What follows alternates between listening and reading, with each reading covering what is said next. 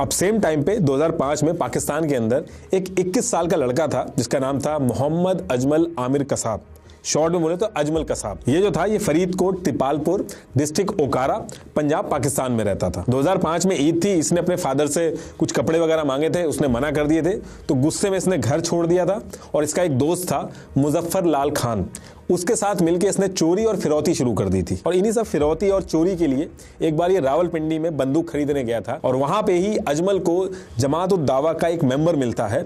लश्कर तैयबा जो है उसकी एक पॉलिटिकल विंग है, उसका नाम है जमात उद दावा। और यहाँ पे एक थ्योरी और चलती है जिसमें यह कहा जाता है कि कसाब का जो फादर था उसने कसाब को लश्कर तैयबा जो था उसको पैसों के लिए बेच दिया था। ऑपरेशन सक्सेसफुल होने पर इसको 1.5 लाख रुपए दिए गए थे। तो ऐसे ही अजमल की तरह लश्कर तैयबा ने टोटल 32 लड़के ढूंढे थे जो कि यंग थे, घर से भागे हुए थे, अनमैरिड थे, पढ़े लिखे नहीं थे। इन सबको इकट्ठा करके एक टीम बनाई और इंडिया के खिलाफ एक प्लान रेडी किया। अब इसके बाद इनकी ट्रेनिंग स्टार्ट करवाई जाती है।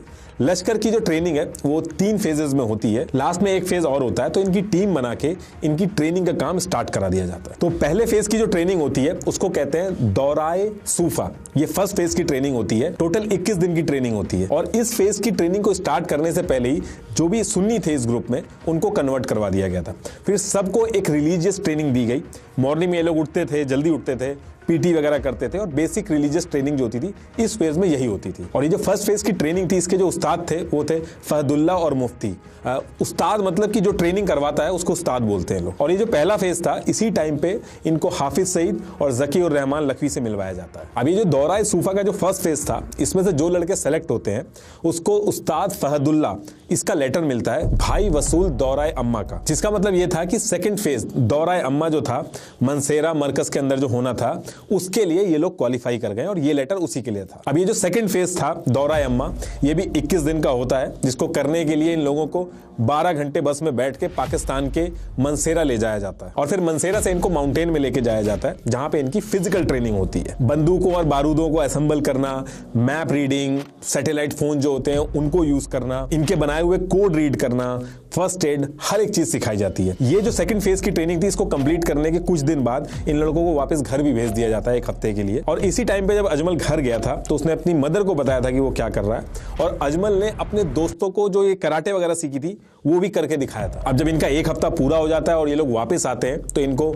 लश्कर तैयबा के ऑफिस जो था जो कि मॉडल टाउन डिस्ट्रिक्ट ओकारा में है वहां पे बुलाया जाता है और फिर वहां से इनको पीओके के चहलबंदी हिल्स जो कि मुजफ्फराबाद में है वहां भेजा जाता है थर्ड फेज के लिए। और ये जो थर्ड फेज था ये सबसे टफ था। इस थर्ड फेज का नाम था दौराए खस्सा। ये जो थर्ड फेज था इसमें एडवांस्ड कॉम्बैट की ट्रेनिंग दी जाती है और उस एरिया के अंदर जो सेटलमेंट था उसको बैतुल मुजाहिदीन बोला जाता है। यहाँ से कश्मीर और इंडिया के खिलाफ अटैक वगैरह प्लान किए जाते हैं और ट्रेनिंग दी जाती है और इंडिया की तरफ से भी जब रिटेलिएशन आता है तो इन्हीं सब इलाकों को टारगेट किया जाता है। अब ये जो थर्ड फेज की ट्रेनिंग थी एडवांस थी तो इनके जो उस्ताद थे वो भी चेंज हो जाते हैं। यहाँ पे जो इनके उस्ताद थे वो थे अबू मुआविया और अबू हंजाला, जो इनको घंटों बारूद और बंदूकें दे के बिना थके चलाने को कहते थे, ट्रेनिंग देते थे उनको और इनको एक और ट्रेनिंग करवाते थे जिसमें 60 घंटे तक बिना कुछ खाए हुए हैवी माउंटेन पे चढ़वाते थे। ये ट्रेनिंग सबसे लंबी चलती है, करीब 2.5 महीने तक चलती है।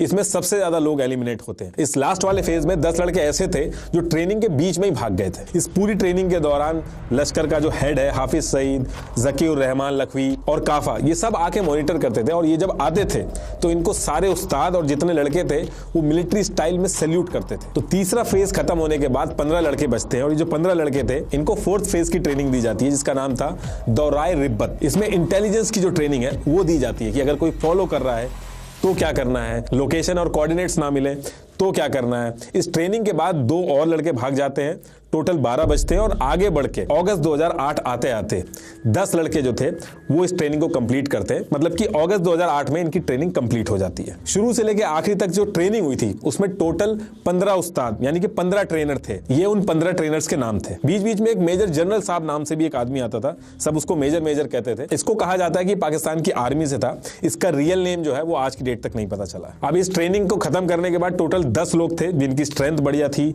जो हर राउंड में बाकियों को ओवरशैडो कर रहे थे। और इन 10 के अंदर भी जो इस्माइल था वो सबसे नंबर 1 पे था, इसीलिए उसको मुंबई अटैक का जो मिशन था उसका आमिर बनाया गया था, यानी कि वो जो 10 लड़के होंगे उनका हेड बनाया गया था। तो टोटल 10 लड़के सेलेक्ट हो चुके थे। ये उनके असली नाम और उनके रियल एड्रेस है। जैसे मिलिट्री के अंदर अगर आपको पता हो तो बड़ी सिस्टम होता है, वैसे ही इनको भी 2-2 के ग्रुप में बांट दिया गया था जिसको ये बुडियास कहते थे। यानी कि टोटल 5 टीम थी।